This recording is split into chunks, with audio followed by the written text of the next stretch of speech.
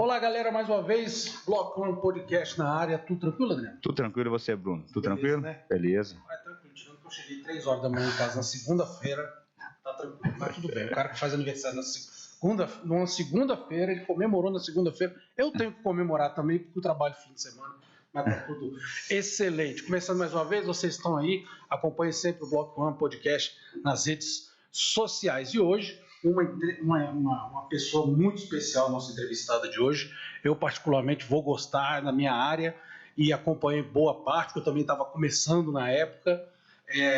Ex-atleta olímpica, campeã, influencer, pré-candidata, Personal trainer, já ganhou mundial de supino. Rapaz, já fez de um tudo e já participou de reality show. Esse aí eu vou querer saber. Esse eu vou querer saber. Rebeca Guzmão, prazer ser aqui no Bloco One Podcast. Prazer todo meu. Fantástico estar aqui no Bloco One. Até que enfim, fui convidada, né, para participar aqui com vocês. Rebeca, é o seguinte, a gente sempre faz uma linha do tempo, né? Pra gente, vamos conversando aqui nesse papo bom. Rebeca brasiliense. Brasiliense, nascida, criada e treinada em Brasília. Isso é que é o mais importante, porque muita gente sai, né?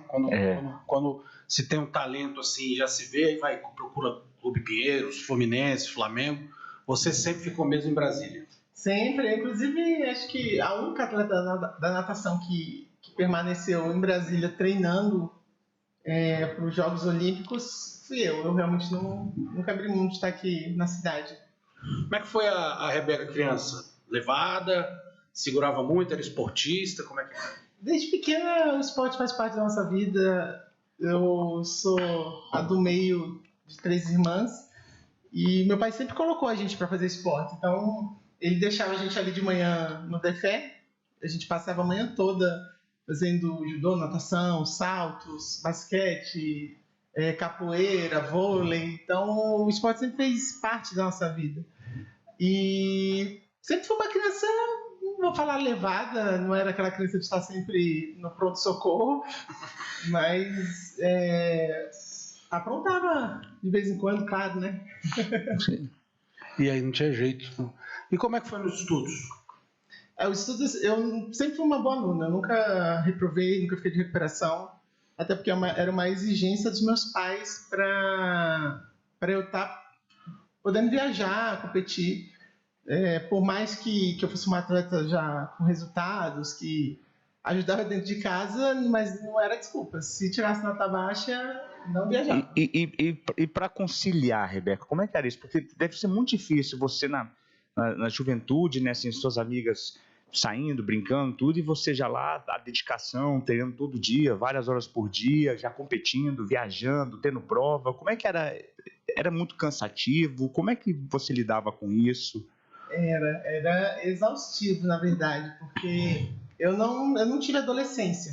A minha adolescência foi completamente diferente de uma pessoa de 14, 15 anos, porque eu, aos 14 anos, já era medalhista pan-americana. Então, era uma responsabilidade já muito grande.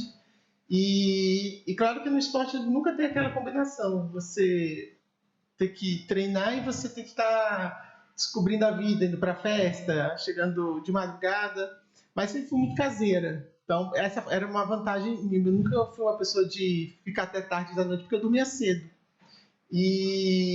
Mas eu vivenciei uma adolescência diferente das pessoas, porque o meu primeiro treinamento era 4h40 da manhã. Eu acordava, ia para o treino, ficava até 6h30, de lá ia direto para a escola. Tinha que colocar o durex assim na pálpebra para ficar assistindo a aula, e saía 1h, ia para casa, almoçava e ia direto para o clube, para o treino da tarde. Depois ia para a academia, para voltar essa rotina por vários anos. Então, para conciliar o estudo era muito difícil, muito, porque eu não conseguia parar para estudar. Mas eu procurava sempre prestar atenção na aula pela questão da memória. Eu aprendo muito mais escutando do que realmente lendo. Então, me ajudou muito, e eu sempre tive colegas que me davam força. Os professores sempre, quando eu viajava, me davam os livros para estudar, faziam um resumo do que eu tinha que fazer naquelas semanas. E Por isso que eu falo que é uma equipe. Quando você é um atleta, você tem que ter equipe. E a equipe começa de dentro de casa até a sua escola. Agora também devia ser muito bacana quando você voltava com uma medalha para a escola, né? Aí eu não fico imaginando isso, o outro lado, né? Tipo assim, porque a gente nessa fase é adolescente, aí a turma, pô, a Rebeca chegou, medalhista, o pessoal como professores, isso aí era a sensação, né? Devia ser também muito legal. Eu lembro que a minha escola foi a escola inteira me buscar no aeroporto, quando eu cheguei do Pan-Americano de Winnipeg, em 99. É aquela coisa, você é a famosinha, a atleta da escola, então isso gera assim, afago o ego, né? Ainda mais adolescente que quer ficar se exibindo para todo mundo. Mas foi legal também porque foi uma chamada, todos os grandes atletas ali daqui da cidade escolheram ali quando existia o colégio de Seúl para estudarem. Então o Seúl era um colégio que tinha vários atletas de seleção brasileira, por isso que era um colégio que incentivava muito e ajudava muita gente nessa parte. Por isso que é importante, né, do atleta da cidade, ele vira referência, né? Com certeza. Seu pai era nadador também, salvo engano. Meu pai, na verdade, ele foi jogador de futebol, né? Ele também foi campeão brasileiro de atletismo, ele foi campeão brasileiro de tiro no Exército. Depois ele virou nadador master, depois dos 30. Ele também navegou. Em que momento você falou, não, agora vou para natação? Porque assim, ele te abriu um leque, você tinha um leque no DEFE na época de esportes. Uhum. E aí em que momento você falou, não, vai ser a natação?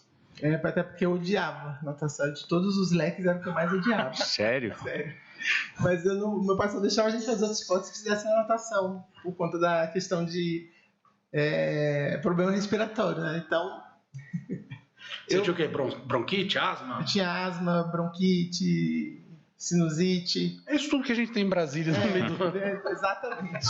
Então... Todo mundo acostumado. Aos 12 anos foi que eu descobri a minha paixão pela natação, que foi assistindo as Olimpíadas de Atlanta e vendo o Xuxa ganhando uma medalha. Foi ali que despertou a paixão e quando eu decidi ser atleta de natação.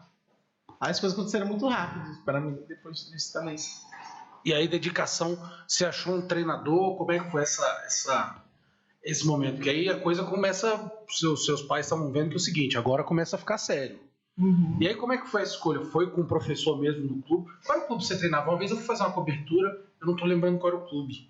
Então, eu comecei ali no DEFE e depois eu fui pro Clube do Exército. Clube do Exército. Ali no Lago mesmo, no Lago Sul. E lá já tinha uma equipe, tinha o professor da escolinha, o professor da equipe de Mirim Petis e o treinador da equipe a partir de infantil.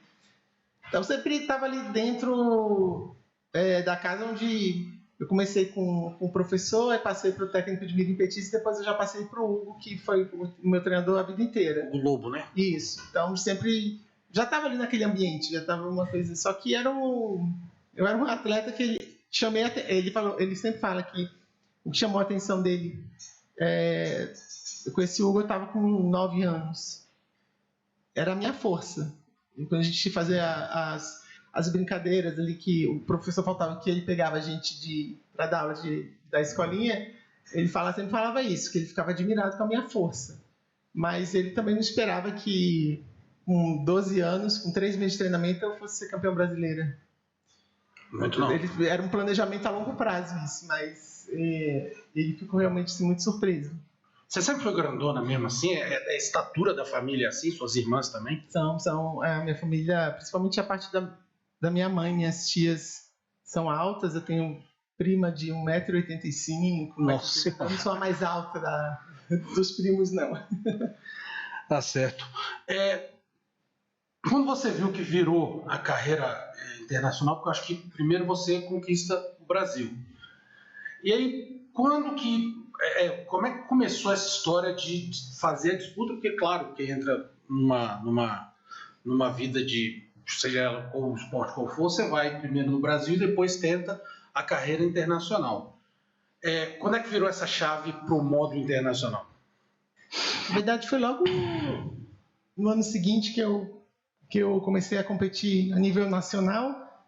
Eu fui campeã brasileira no final do ano também, e já era uma seletiva para competições internacionais de categoria. E daí, com um ano de treinamento, eu já estava integrando a seleção brasileira, Campeonato Sul-Americano, para o Mundial da Juventude, para a Olimpíada da Juventude. Então, foi muito rápido. Eu, 3 meses, fui campeã brasileira, um ano depois eu estava na seleção brasileira, e 2 anos depois eu já era medalhista pan-americana absoluta. Então, foi muito rápido. Foi muito rápido, né? E essa questão, porque a gente vê muitos atletas, principalmente no começo, acho que o Brasil perde muitos atletas por falta de patrocínio, né? O atleta é bom, tudo, e não para viagem, para várias coisas, uniforme, por aí vai, né? Equipamento, treinamento. Você conseguia ou era tudo a família para ajudar nesse começo? Nessa fase de campeonato sul-americano, tudo você já tinha um patrocínio? Como é que é essa? Para o pessoal entender também. O início da carreira de todo atleta é patrocínio primeiro. Não tem jeito, né? Não tem jeito. Mas quando você entra na seleção brasileira, você passa a ter tudo. Na minha época era tudo pago pela confederação. É claro que o que é pesado para o atleta é a parte de treinamento. É a equipe multidisciplinar que tem que ter, suplementação, alimentação. Se bem que na minha época a gente não tinha muito esses estudos todos. Essa coisa de alimentação. Eu lembro que eu levava um pacote de bônus para comer depois do treino. Então, um dia a gente via o pessoal com sanduíche sem lactose, sem glúten, com não sei o que e tal. A gente era raiz mesmo. Vai comer o pacote de bônus e tá ótimo. Rebeca, começam a vir os títulos e tem, claro, o Winnipeg, acho que foi talvez marcante, foi no revezamento. Isso, no Winnipeg. Como é que isso é uma curiosidade que eu tenho. Porque cada um tem seu estilo de natação. Uhum. E mesmo que seja às vezes o mesmo estilo, cada um faz do seu jeito, com a sua técnica. Como é que a conversa das 4 meninas, de repente vem de regiões diferentes, treinos diferentes, para fazer esse revezamento para ele ficar bonito? Pois é engraçado porque a natação é um esporte individual. Mas a gente tem a parte do revezamento que passa a ser uma questão de equipe. Tinha uma outra menina na época, que era a Tatiana, que ela também treinava comigo aqui em Brasília. A gente treinava com o Hugo, a gente dividia a mesma raia. Então, pra gente, a gente já tinha essa afinidade. Metade do revezamento já ter afinidade já era uma grande vantagem. Era a Tatiana, porque tinham 2, não tinha? Tinha a Tatiana Santos e a Tatiana Lemos. Tatiana Lemos. Isso. Então... Mas a gente sempre nessas competições internacionais, a gente faz o período de aclimatação, então você reúne com a seleção um mês antes, justamente para estar treinando toda essa parte de revezamento, de quem que vai abrir, quem que vai no meio, quem que vai fechar.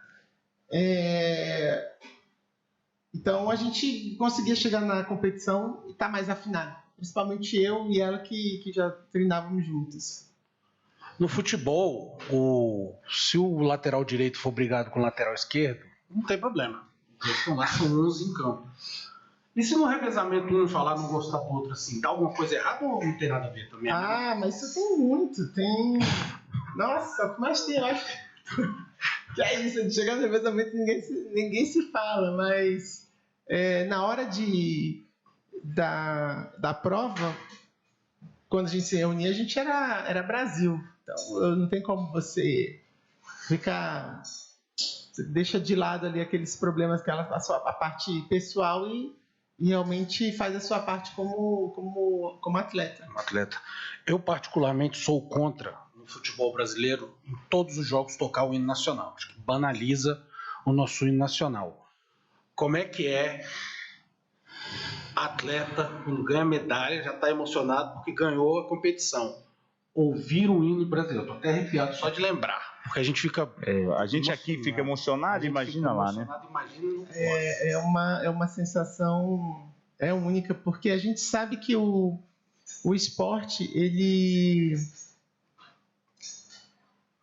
é uma ferramenta que parece que as pessoas param o que estão fazendo para assistir. Então, geralmente quando você vem de um momento de sofrimento, um momento difícil, e a gente pôde perceber isso nas Olimpíadas ano passado, depois da gente vencer uma pandemia e as pessoas ali assistindo de casa, a emoção que é. Então, para o atleta estar ali em cima do pódio, você saber que você está representando aqueles milhões de pessoas, aquelas milhões de histórias de dificuldade, de falta de apoio, de patrocínio. Quando a gente está ali no pódio, a gente lembra de tudo que a gente passou até chegar naquele momento. E você sabe que a partir daquele momento, a sua história vai inspirar outras pessoas a não desistirem. Então, eu sempre falo que para mim nunca foi importante a medalha. Para mim, o mais importante foi o caminho que eu percorri até chegar nela.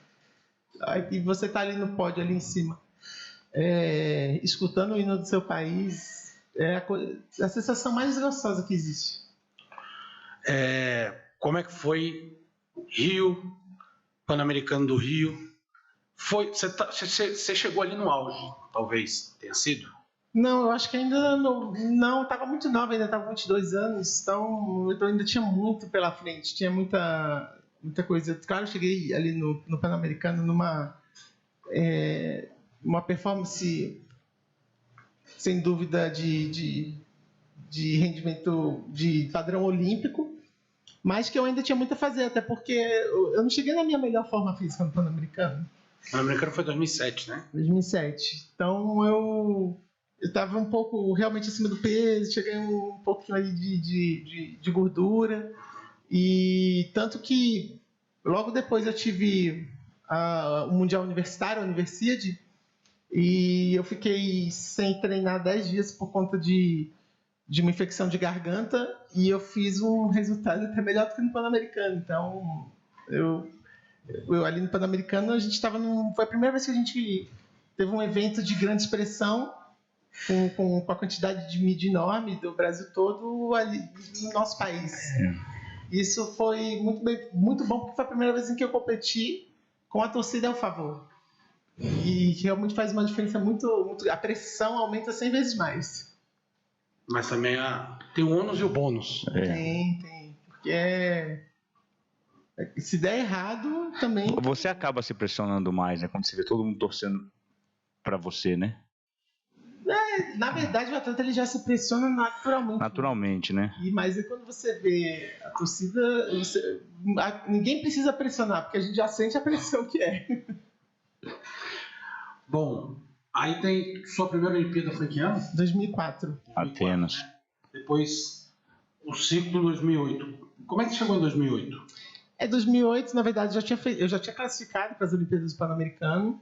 E aí eu passei pelaquela acusação de doping, que eu fui suspensa. Foram anos de batalha, de guerra, muito sofrimento. E 2 anos depois eu fui absolvida. Eu consegui provar que eles que tentaram realmente me prejudicar, trocaram a minha urina dentro do laboratório. Mas infelizmente o estrago já estava feito, né? 2 anos de sofrimento, de você apanhando todos os dias da mídia, é muito difícil você querer voltar, você querer continuar, não tem como.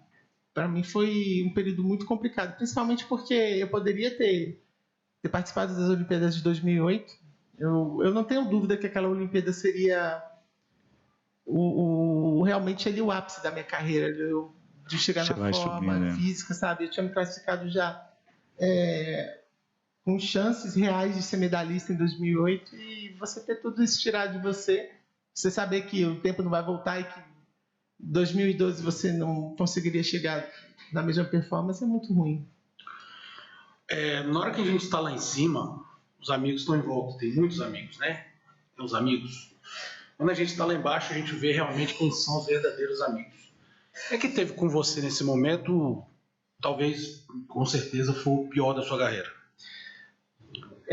Eu sempre soube escolher bem minhas amizades em relação a quem realmente é amigo, quem era colega. E por a natação ser um esporte muito individual e por eu ter sempre treinado em Brasília, então eu não tinha aquele nicho de amigos que você tem num grande clube. Até porque aqui em Brasília eu treinava em horário diferente dos outros atletas da equipe. A minha periodização era diferente por conta dos campeonatos que eram diferentes. Então, eu praticamente sempre fui muito sozinha dentro da natação. Claro que eu tinha 2, 3 amigos ali que sempre foram fiéis e que eu tenho até hoje. Então, em relação às pessoas que estiveram do meu lado e que abandonaram, eu não tive isso. Não teve grandes perdas assim? Não, até porque eu sabia quem ia ficar do meu lado, já sabia quem já esperava por aquilo. Torcia para aquilo acontecer. E por você sempre treinar em Brasília, assim, eu digo porque os amigos da escola também estavam, assim, a gente acaba no segundo grau fazendo um ou outro, a gente faz grandes amigos, né? Não tem jeito, na adolescência. Isso também ajudou, né? Você sempre esteve aqui, você acabou mantendo contato, você ainda tinha esses amigos ainda da época da escola que acabavam te ajudando, né? Da escola, na verdade, era engraçado, porque eu tinha os meus amigos da escola, era ali na hora da escola, justamente por a gente ter uma rotina completamente diferente. Então, o pessoal saía ali da escola, estava naquela descoberta de querer ir para barzinho, de querer fumar, de querer... E eu não tinha você isso. Não tinha isso, né? Era completamente o oposto disso. Eu via aquelas viagens que você tem na 8ª série para Porto Seguro, de segundo grau, eu achava, meu Deus, tá doido com essas coisas. Mas eu sempre fui muito querida, assim, dentro da escola, pelos colegas, sempre tinha uma relação muito boa. E hoje em dia, com essa questão da internet, que é bom porque a gente se reencontra todo mundo.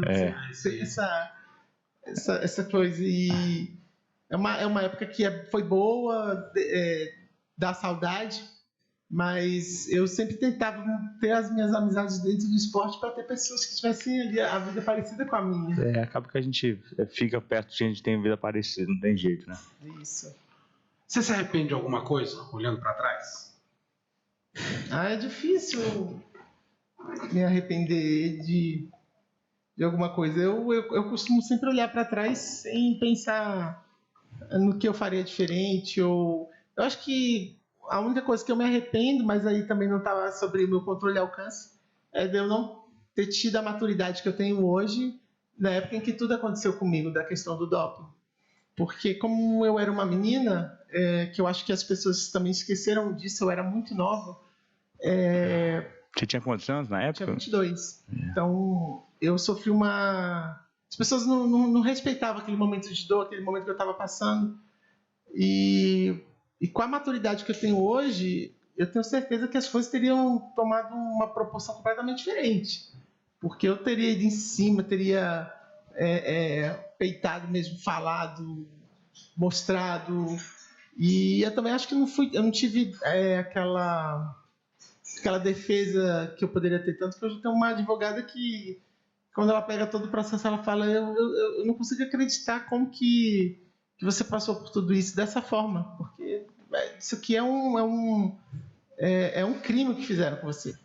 O advogado foi a confederação que arrumou ou foi você mesmo? Não, o advogado, na verdade, foram 2 advogados que viram todo o caso, entraram em contato, mas era uma época em que no Brasil ainda não se tinha essa questão do direito esportivo voltado para o doping. A gente via de uma coisa ou outra no futebol, mas que não precisava ser tão aprofundado, mas para outras modalidades não. Então, os advogados eles tiveram que estudar todo o Código Mundial Antidoping. Foi muito difícil. E hoje a gente tem advogados completamente competentes na área. Hoje você acredita que seria totalmente... Se você tivesse hoje a Rebeca com 22 anos, na mesma situação, hoje seria totalmente diferente. Totalmente diferente. Eu acho que até a questão da internet, que a gente já fala assim, já tinha internet, mas hoje o acesso à informação nem se compara, né? Daquela época, né? De termos de Brasil, né? De mundo. Então, eu acho que você hoje seria totalmente diferente do final dessa história, né? Porque são poucas as pessoas que sabem que eu fui absolvida. Porque foi aquele estardalhaço todo o tempo inteiro de mídia, todos os dias. E é tão difícil que, por exemplo, todo o meu processo ele não existe disponível na internet porque ele foi arquivado. Ele acabou, eu fui absolvido e arquivado, ele não tem disponível. Então, eu tenho salva a sentença ali, quando o juiz deu. Mas isso que é muito ruim, porque da mesma proporção que eu tive toda a mídia negativa, eu tinha que ter tido essa mídia. E não dá, né? E depois o estrago tá feito, né? Porque as pessoas que assistiram aquilo não são as mesmas que leram quando saiu, que eu fui absolvido. Então, fica isso. Aí quando você foi absolvido, você estava com quantos anos já, Rebeca? Eu já estava com 24, 25 anos. E... Quer dizer, não perdeu aquele... Sem contar o psicológico, tudo isso, né? Porque você afeta, né? Não, tudo. É que eu perdi completamente o amor e o gosto pela natação. Então, não tinha nem... não, vamos... Advogado queria muito que eu tivesse voltado a competir, mas eu falava, mas não tem... Não tem aquele motivo, porque eu falava, não preciso provar nada pra ninguém, eu não quero. A mesma coisa que você forçar uma pessoa a voltar num relacionamento que foi completamente abusivo. Não tem como. Você acha que isso foi plantado por algo na sua cabeça, assim, hoje? Porque isso é um erro gravíssimo, né? Foi amando de alguém que quis te tirar do meio do caminho, ou foi um erro mesmo? O que passa na cabeça da Rebeca depois da absolvição? Foi uma soma... Inclusive antes da absolvição, você sabia que você tinha feito. Sim. Então, sim, antes. Uma soma, a questão mesmo de eu ficar em Brasília era uma coisa que incomodava muito, por eu ser de um clube pequeno e eu tirar o título de um grande clube numa competição importante, é um dos fatores. Outro fator é a questão de que quando um dos meus exames, em 2006, o laboratório errou e o laboratório assumiu isso, eu ter peitado, falado que eles iam ter que me indenizar, e isso mexeu com pessoas do controle de antidopagem do Brasil, em que tinham sociedade com o laboratório. Que é uma indústria muito forte, muito forte. E também pela questão de vaidade, de ter uma pessoa, né? A gente tinha uma médica que hoje ela tem pós-doutorado em Harvard, em medicina esportiva e cardiologia, que já estava tomando o espaço dessa pessoa. E tanto que quando ele sabia que eu ia ser absolvido ali pelo caso de 2006, ele falou que ele ia resolver então esse problema do jeito dele. E ele fez do jeito dele. Quando você dá muito poder para uma pessoa, quando você acha que ela está acima de Deus, na verdade você está criando um monstro. E foi isso que aconteceu. Tanto que toda a minha defesa que foi utilizada, no ano, tiveram atletas que foram pegos com a mesma substância e esse médico utilizou a minha defesa para absolvê-los. Por quê? Porque o atleta tinha dinheiro. Eu nunca ganhei dinheiro com a natação. Eu sempre fiz porque realmente eu amava fazer aquilo. Impressionante, porque assim, a gente que olha de fora, de repente a pessoa tem dinheiro, está estruturada por causa do esporte, né? Ganhou medalha, viajou tal, e nem sempre são flores desse jeito. Não, eu falo, o esporte ele te dá oportunidade. Te abre portas, né? Te abre portas.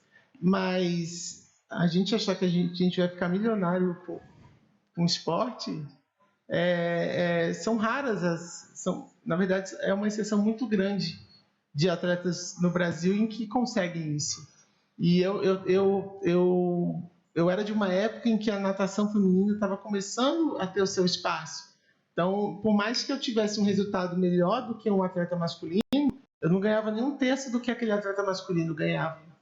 Então, pra você ter uma ideia, o maior salário que eu recebia como seleção brasileira, como medalhista mundial, como tudo, o maior que eu tive foi de R$3.800. Nossa Senhora. Você tem uma ideia. E o maior de competição custava na época R$1.500. Como é que você faz? Rapaz, difícil mesmo. Você era muito assediada para ir para São Paulo, para o Rio, para grandes centros? Tanto que eu competi pelo Vasco, na DP São Caetano. Mas uma das minhas exigências era que eu continuasse treinando em Brasília. Ah, entendi. Só que isso, depois de um tempo, começa a perder o controle, porque eles querem você lá na cidade, eles querem você... E aí você fala, não, se for para ir para aí, eu prefiro ficar aqui. Recebeu do Vasco? Eu fiquei 15 meses sem receber. Porque foi aquela época que o Vasco contratou todo mundo. Foi, você paga todo mundo. Pô, o primeiro ano pagou direitinho, o segundo ano desandou tudo. Foi o ano que o Vasco contratou o time de basquete, Foi tudo. contratou atleta pra tudo que é lado e deixou de pagar. Foi do 15 centenário. meses sem salário. 15 meses sem salário. Mas depois recebeu. Não, nunca recebi. Tá na justiça. Não tá na justiça. Vai estar na justiça porque eu era menor. Ih, rapaz. Aí complicou. Podia botar que foi trabalho escravo, né? Porque...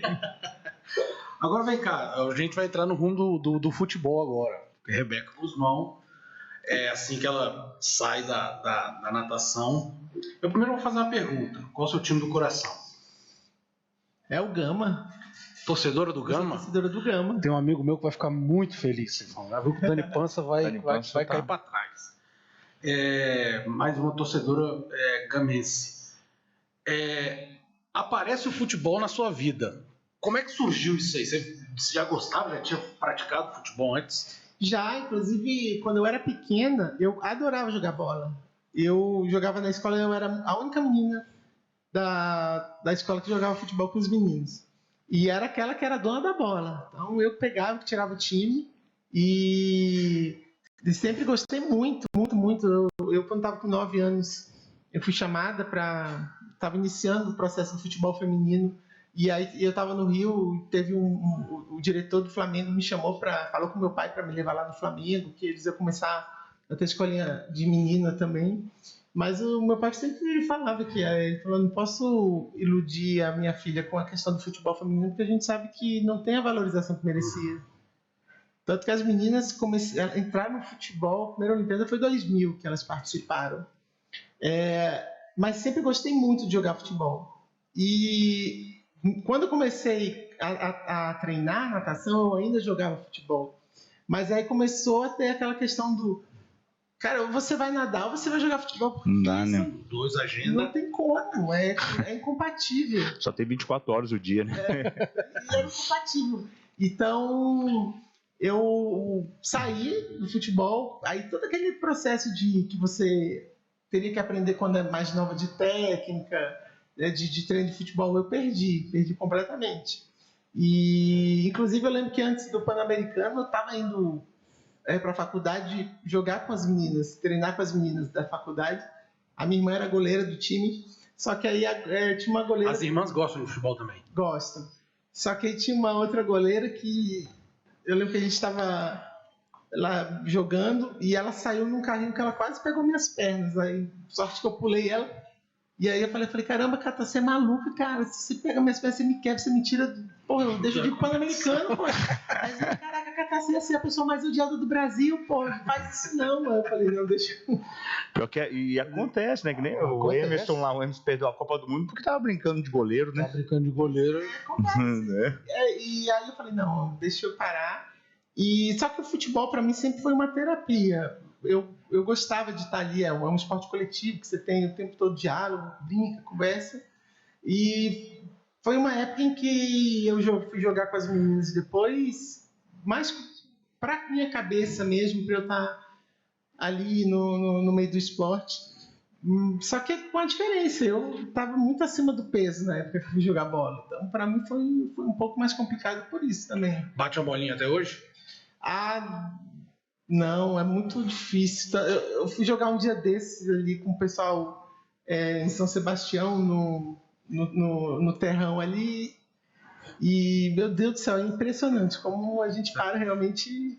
A Rebeca hoje tá com quantos anos? Eu tô com 36. Vou fazer 37 agora, em 24 de agosto. Tá nova, é porque tem um amigo meu que foi jogar bola, ele caiu com o pulso sim, quebrou assim, a parte que... Só que ele já devia estar com uns 40 anos, mais ou menos. Aí o médico virou para ele e falou, meu filho, vai procurar uma sinuca, um jogo de futebol de mesa, carta. Dama. Você já não tá mais nessa idade, não. Para com esse negócio aí. Vamos lá, a gente vai entrar já na parte final aqui da nossa entrevista, e ainda tem muita coisa para falar. Vem a proposta para a Rebeca ir para um reality show. Isso. Como é que foi essa loucura? Como é que tá lá dentro? Porque deve ser um negócio fogo. É um hospício aquilo. Acho que ali realmente você vê até onde que o limite é do ser humano em relação à convivência. Você ficou quantas semanas? Eu fiquei 6 semanas. Cara, Caramba, ficou bastante, hein? É muito tempo. E vai desgastando, não vai, Rebeca? Vai, é impossível, porque uma coisa é quando você briga com alguém, Vai pra casa. você vai, você tira, você fica sério, você bloqueia ela do celular, da rede social, você não tem que encontrar aquela pessoa. Outra coisa é você brigar com a pessoa, você tem que dormir no mesmo ambiente com a pessoa. Você vai tomar café na mesa com a mesma pessoa. E você esquecer que tinha. Você esquece que tem câmera? Depois de um tempo você esquece. Você esquece mesmo. Você, não tem jeito de ser o personagem o tempo todo, não, né? Ninguém. Muita gente escuta. Não, a pessoa é o personagem ali, ela sabe que tem câmera, ela fica se mantendo, mas eu acho que depois de um tempo a pessoa esquece. Você não consegue lembrar 24 horas que tem câmera te filmando. Eu sempre falo que eu era completamente contra ator participar de reality show. Porque eles sabem atuar, fazer o personagem. Sabem chorar, sabem... momento certo, eles sabem tudo. Eles sabem lidar com a câmera melhor do que qualquer pessoa. E a gente não, a gente que não tem isso, aquilo ali é o normal da gente, é o natural, não tem personagem. faria de novo? Não. Nenhuma chance. Não. Se arrepende? Não me arrependo não. Valeu a experiência? É uma experiência boa. E a Fazenda é pior do que o Big Brother. O Big Brother você fica lá deitado, né? A Fazenda você tem que trabalhar. Mas o trabalhar na Fazenda é o que é bom. Eu achava maravilhoso a gente cuidar dos bichos, porque cuidar dos bichos era uma terapia, né? Isso que... Porque quando você terminava os bichos ali, você realmente passar o dia, que você não tinha nada pra fazer, O ócio, cara, o ócio. O ócio, a cabeça. O ócio, a cabeça, ali, sem nada, sem celular, sem livro, sem nada. Você não... Sem nada. Porque eles querem um ócio pra dar confusão, né? Você não tem livro, você não tem nada, você não pode fazer nada. Aí Faz de propósito. É, botar álcool em festa. O que vende é a fofoca e a briga, né? Não tem jeito. Foi a história. A palavra banimento vendia muito mais do que absolvição. Com certeza. Não tem jeito, né? Com certeza. Então e as pessoas querem isso no reality. Eles perguntam muito, tem alguma coisa armada? Eu falo, gente, não é. Veio a pandemia, o que foi? Todo mundo aí querendo dentro de casa, um botar o outro pra fora dentro de casa. Quantos divórcios tiveram na pandemia? Né? As pessoas não sabem conviver com o negócio. Imagina você conviver com quem você nunca Pais surtando com os filhos, né? Isso mesmo. Então, aquilo ali é um ser humano normal colocado numa situação confinamento. de confinamento de extremo estresse. Aquilo. Rebeca, vem a política agora, mais uma vez na vida da Rebeca. O que o pessoal pode esperar se a Rebeca for eleita? O que aquele fã, aquele admirador, aquele cara que vai votar na Rebeca pode esperar? Da brasiliense Rebeca Guzmão. É engraçado, porque primeiramente eu não entrei para política agora. Eu já mexo com política tem 12 anos. E, inclusive, dentro da Secretaria de Esportes, eu fui diretora de apoio ao atleta. E esses últimos 4 anos eu passei na Câmara Federal justamente para... Eu falo que eu fiz um estágio antes de realmente entrar numa campanha. E para mim, o que as pessoas realmente podem esperar é mudança. Porque eu sempre trabalhei nos bastidores da política e eu sempre vi o que falta realmente é uma questão de comprometimento e de gestão. Não é falta de orçamento, não é falta de programas, não é nada disso. O que falta realmente é gestão e pessoas comprometidas em querer fazer a diferença na vida das pessoas. E quando a gente vê a nossa cidade no estado que ela está, você começa a se perguntar muito do seu filho. Eu sou mãe, então eu falo, hoje meu maior medo é deixar acontecer alguma coisa comigo e deixar meu filho no mundo do jeito que está. E quando hoje eu olho para o meu filho, eu vejo outras crianças, outros jovens, e quando eu olho para um jovem, uma criança, vem o meu filho à cabeça. E o que eu quero é justamente deixar um legado. Política não é sonho, política não é emprego, política é missão. E a missão é você fazer, deixar, plantar, deixar um legado e preparar pessoas para dar continuidade àquilo. A gente não tem hoje um legado por conta disso, porque as pessoas pensam muito no individual, no dela. E isso começa com a gente que é eleitor. A gente pensa no que é melhor para a gente naquele momento. Então, o que a gente tenta fazer realmente é conscientizar as pessoas da importância de se ter pessoas comprometidas. Não é promessa, é comprometimento em fazer a diferença. E eu já trabalhei muito com essa questão de pauta mental de palestras por conta da depressão que eu tive, de superação. E o que eu quero levar para as pessoas é mostrar para elas que elas podem recomeçar sempre que precisarem e que elas são capazes de chegar onde elas quiserem sonhar. Elas sonham, elas são capazes de chegar lá. Eu sou a prova disso. Eu tive uma segunda chance de estar vivo aqui no mundo e eu descobri isso, que basta a gente ter resiliência, a gente ter comprometimento e se importar de verdade. A gente está precisando de humanidade, principalmente dentro da política. Eu sinceramente, claro que a gente sabe dos problemas que você passou, eu acho que é muito mais importante isso que você está falando que eu te perguntar o que foi passado, a gente já sabe o que é, o que as pessoas contam pra gente, eu particularmente eu nunca tive na depressão, mas daquilo que a gente conta, mas o mais importante disso tudo é realmente você poder conversar e falar para quem está com esse problema, porque é uma doença que afeta e que pode chegar a milhões de pessoas, muito grave, e é muito importante mais você falar para as pessoas que estão enfrentando o que podem vir a enfrentar do que propriamente dito falar do que você teve. Eu acho que isso é muito legal. Quando uma pessoa está com depressão, ela realmente acredita que aquilo nunca vai passar, ou que vai demorar anos para ela se curar. E é por isso que a gente precisa falar muito sobre o tema, para elas, porque quando eu dou uma palestra sobre depressão, as pessoas elas se identificam quando eu falo como que é a dor, como que é a noite, como que é a rotina. E quando ela está vencendo isso, parece que ela está vencendo sozinha. As pessoas ao redor não chegam para ela e falam assim, olha, eu também estou passando por isso, ou olha, eu já passei por isso. Então, a gente só consegue se apegar àquilo ou a alguém que esteja passando pela mesma situação ou que conseguiu superar aquela situação. E é por isso que a gente precisa sempre estar falando. A gente tem um problema muito sério que a gente não pode falar sobre a questão do suicídio. Mas a gente precisa falar sobre isso, porque senão as pessoas não vão acreditar que acontece, elas não vão acreditar que acontece e muito, né? E que hoje é a segunda maior causa de morte do Brasil. Até mais do que acidente de trânsito. Depois de uma pandemia, então... Depois da pandemia, isso aumentou absurdamente. E muitos jovens, né? Jovens, principalmente jovens entre 13 e 29 anos. Pois é, a gente vê muitos casos em várias áreas, assim, né? Em diversas áreas, independente, rico, pobre, é uma coisa... tá assustador. Eu tenho na família problemas familiares, problemas de depressão, e quando você convive, você vê que a coisa é muito séria, é uma doença muito séria. E eu vou dizer, você vendo, por acompanhar, por ver, a gente começa a observar que tem muita gente que, inclusive, tem os sintomas, às vezes nem percebe e vai entrando num ciclo, cara. E é uma coisa assim, eu acho que eu não sei se é o excesso, às vezes eu até falo, né, que o excesso de informação prejudica muito. É que você, hoje essas redes sociais, você acha que a vida de todo mundo é perfeita, né? Tá todo mundo bem e eu tô ruim, né? Tá aquela coisa, todo mundo feliz.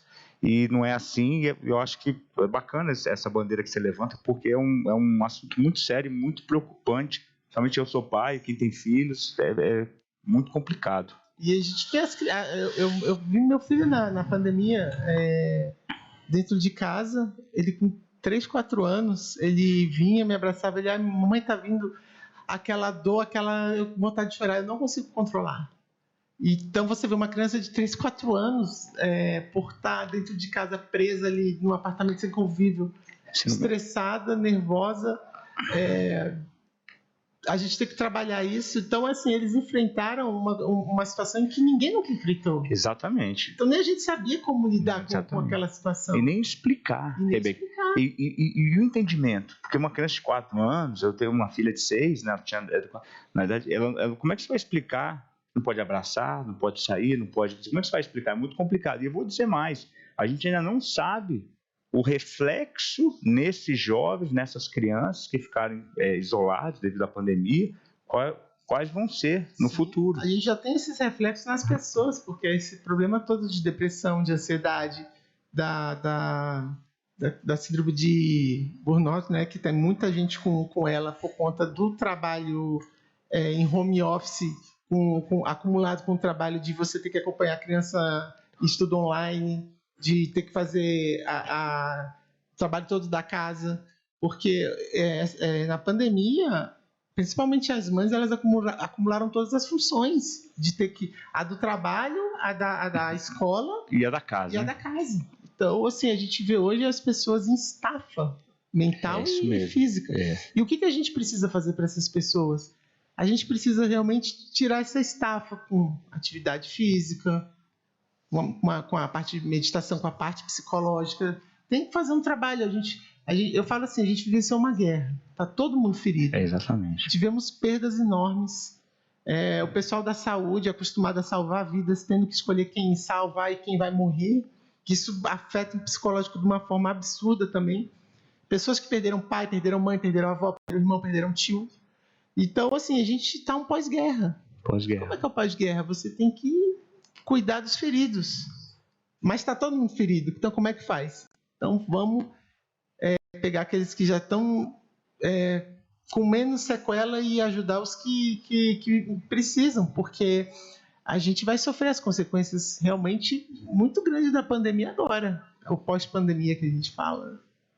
Rebeca, só para que a gente já possa tomar um rumo final aqui, e eu tenho certeza que nós vamos ter outras conversas ainda aqui no Bloco 1.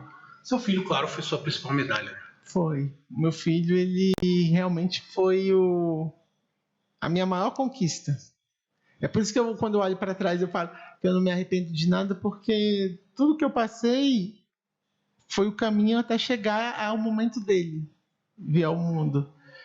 Até mesmo o reality show, porque eu só engravidei porque eu saí naquela semana do reality show e eu engravidei no dia seguinte. Então, se eu tivesse ficado mais uma semana, eu não tinha engravidado, por exemplo.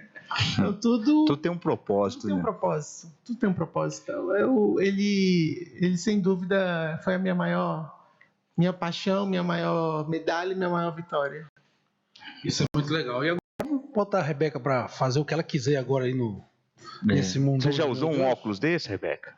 Nunca usei. Todo dia que vai usar. E aí, o que você quer? Você quer ir em algum lugar? Quer andar de montanha-russa aí? Quer ver um... Você pode ir. Vamos andar de montanha-russa? Porque eu não consigo andar de montanha-russa real. Então pronto, vamos preparar aqui.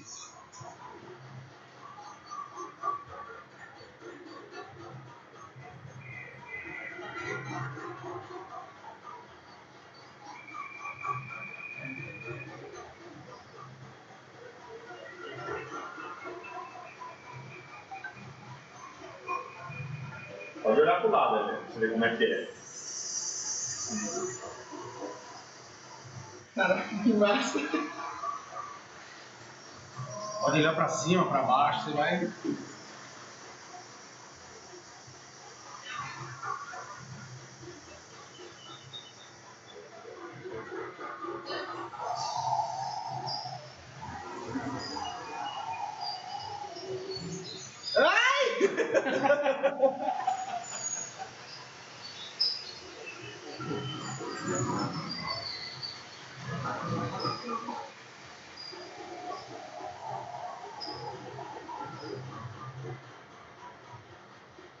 Vai acontecer alguma coisa, não vai? A gente nunca foi nesse jogo, a gente não sabe.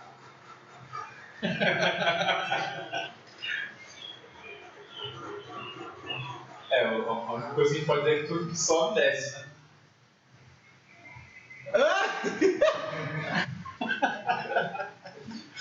Ai, meu Deus! Ai!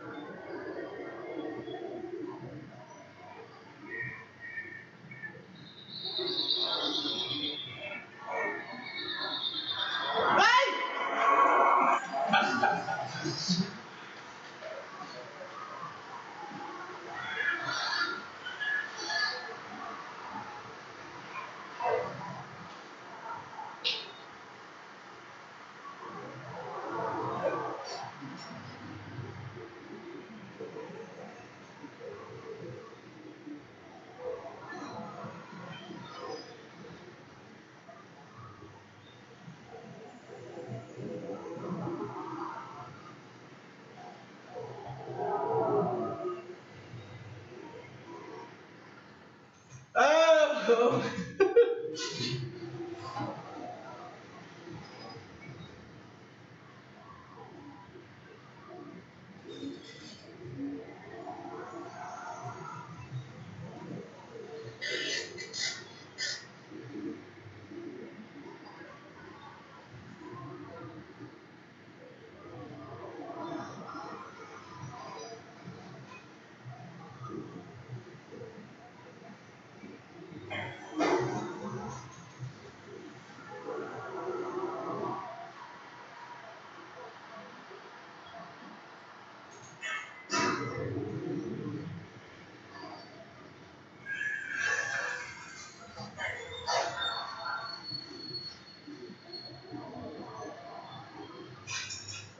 Ai, meu Deus.